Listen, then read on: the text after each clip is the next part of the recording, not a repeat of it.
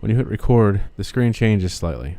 The menu, battery, quality setting, and everything else more or less looks the same, but when you hit record, the standby that was in green will switch to a record in red, REC, and it'll show on top of the amount of time that's left for record will show a timer.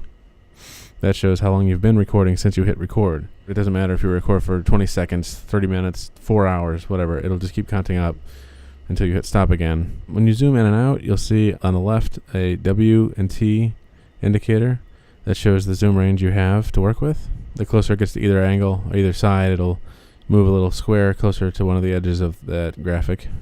Okay, now a few other things. Towards the back of the camera. If you just hold the camera and look at the back near the viewfinder, there's this little green indicator that either shows a movie clip or a camera.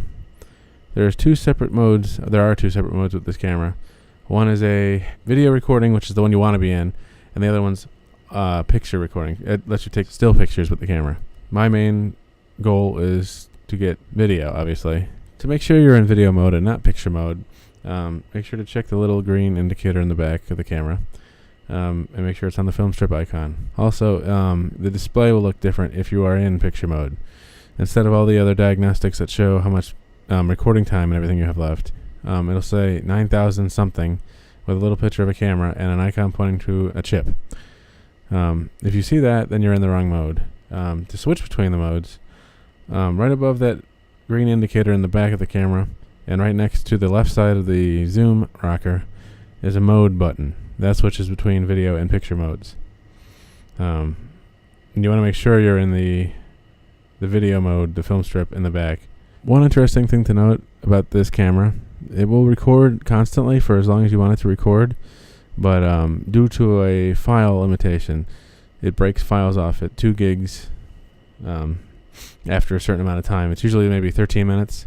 So one recording, even if it's one long constant recording of about an hour and a half or whatever, the file will be broken into multiple chunks. One hour long of a recording will probably be broken into 5 files. It still plays seamlessly.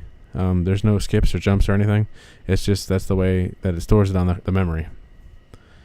That's how it works.